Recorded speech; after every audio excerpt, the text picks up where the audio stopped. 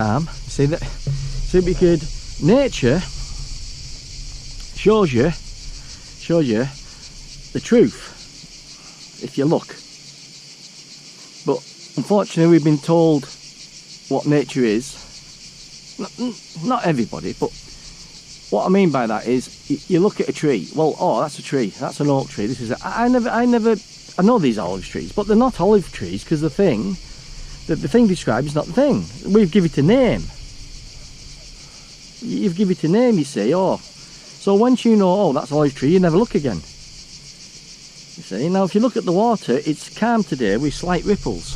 You see, and later on in this series of talks, we'll go into give you an analogy about the ocean and the waves, and to understand consciousness with an analogy, a premise, by looking at the water and by understanding what the waves do.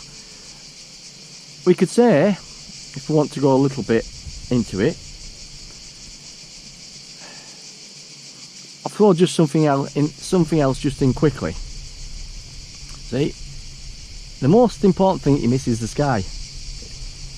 See, that's space, and in space there's objects, which is the buildings, the trees, the people, the houses, thoughts, anything that you could think of form. See, so space, you see, and in that space there's silence.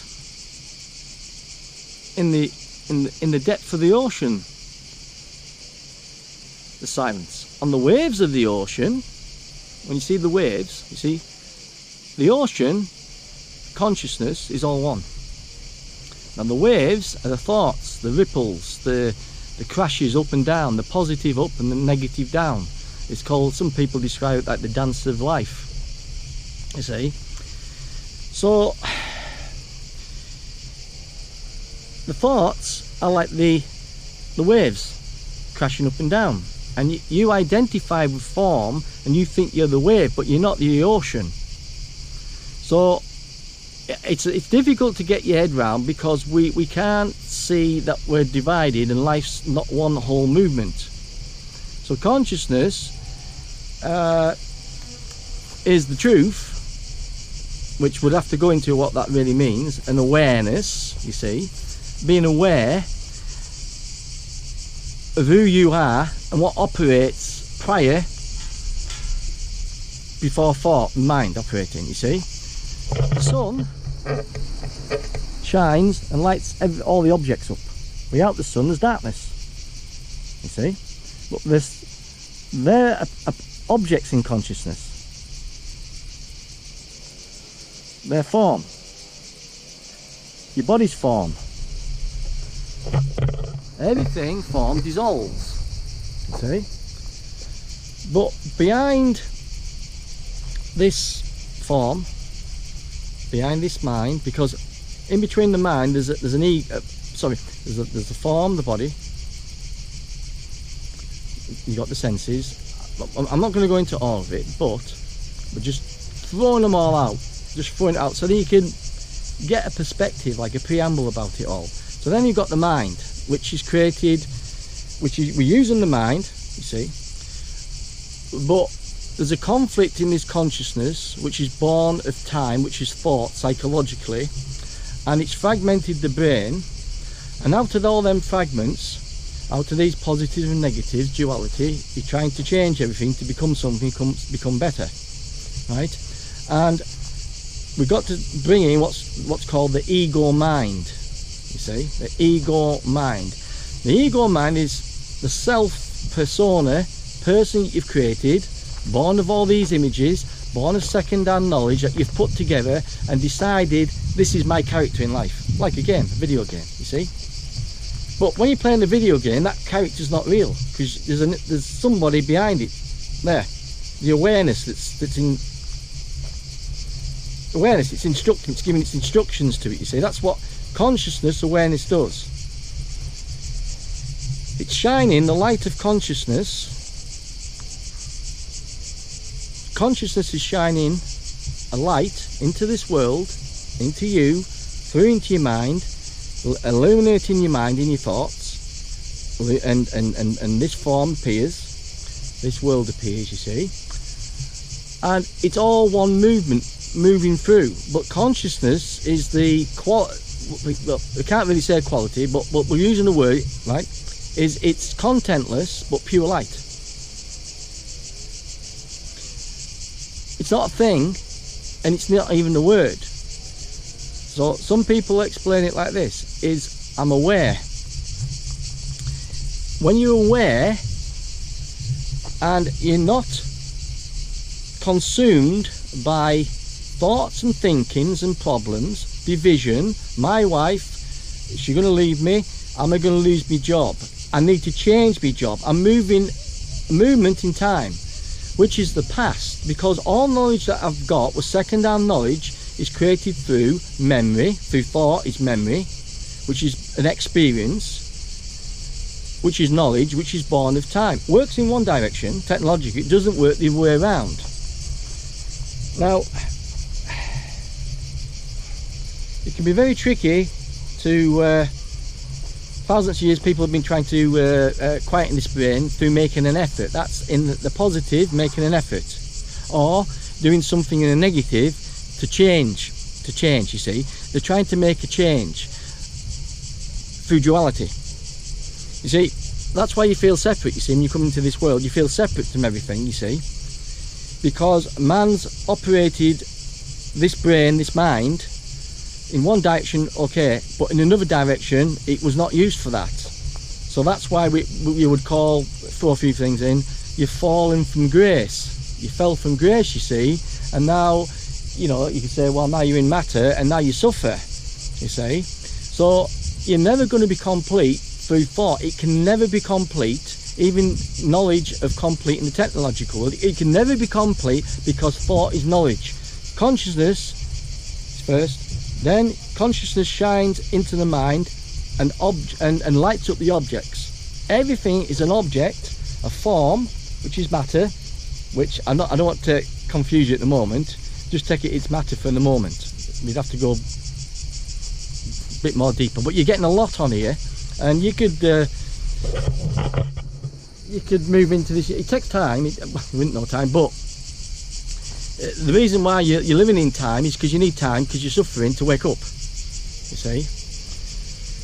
So maybe we better leave it there for now. I never fully explained probably about the ocean or about the sky and the emptiness, but without the emptiness nothing else could appear, nothing else could be there without the emptiness. The emptiness is where stillness is, where the ocean, when it's calm, when the waves are not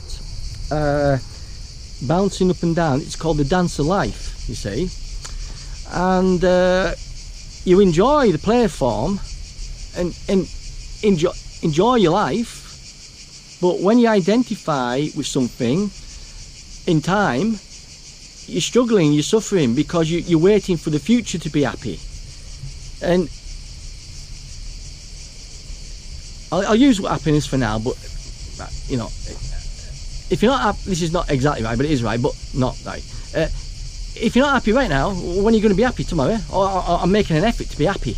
I'm trying to be happy. Have you noticed though, when things in your life, when you've forgotten about yourself, this persona, and you're just involved in something, enjoying yourself, joy, playing with your children or something, going for a walk in nature, or doing something you sort of enjoy, and you forget yourself, you see? See, the me's disappeared then, and you're not aware of this persona thing, you see. You've let go, and you're not suffering anymore.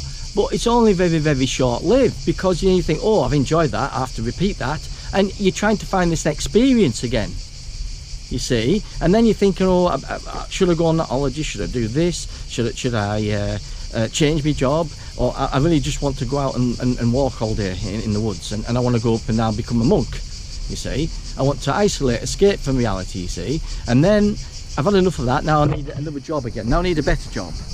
And now wife's left me. See, because we're living in superficiality with this mind-created thought realm. It's a fiction, it isn't real. The persona, the mask you put on is not real. So,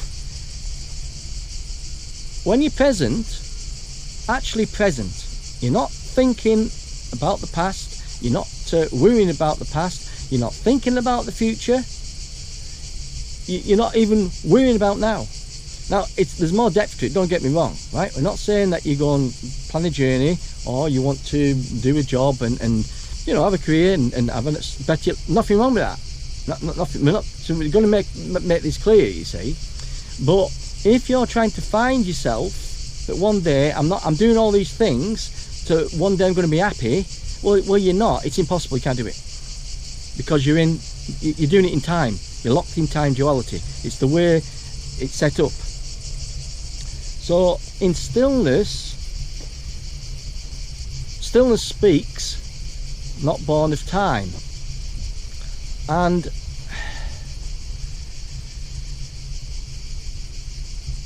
this thought created entity stops and the superficiality ends, and then you're left with your natural state. Here's the last bit to finish with. You see, you're already pure, right? You're already pure. You don't need to change anything. You're already pure. But the problem is because man took a wrong turn, a wrong step, and operated and used this thought, it's created all the problems of the world. Now, I'm not going to go into it anymore. If you take a solution that's pure, it's pure, a pure solution, right? Crystal clear pure. If you add something to it, it's not pure anymore. If you take something away, it's not pure anymore. See? So in your natural state, let's just throw a few things in which is not correct, but somewhere close. Like when you're a child, you're more innocent. See, I don't want to leave any stones unturned, but you see, when you come into this world, you're not pure to start with, because the collective unconsciousness of the past, some people call it karma, it operates when you come into this world, and you're conditioned subconsciously.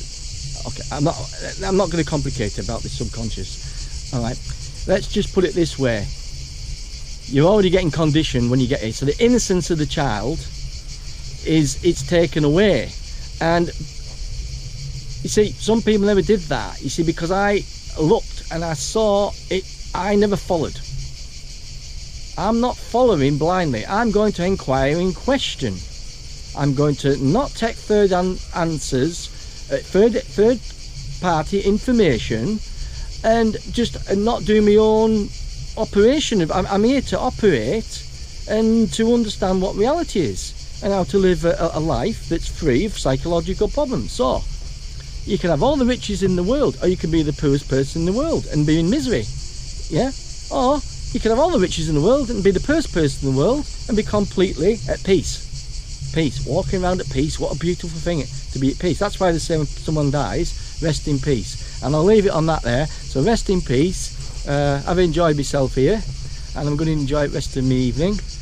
I'm just looking forward to just have a sit down there. You know, and don't get me wrong, I've got lots of things in my life that operate and do and learn and things, you know, but I want to be at peace. I want to be at peace. You can't be at peace. You're either at peace or not. Your peace is a natural state, you see. So anyway, thanks for listening, and I hope you get something out of this. Bye. Give you a quick view of the beautiful island of Corfu.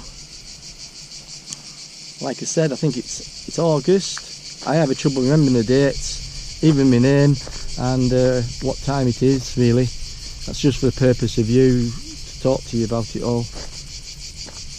Yeah, we've created the time and the workplaces and the jobs, and we're trampling to get over everybody else to get to the top of the pyramid, you see. And now you've got to live in your own, you say you made your bed, now you've got to live in it. But the world will never change till you change. So ain't that correct, Hubert? It is, isn't it? You know that. Good boy.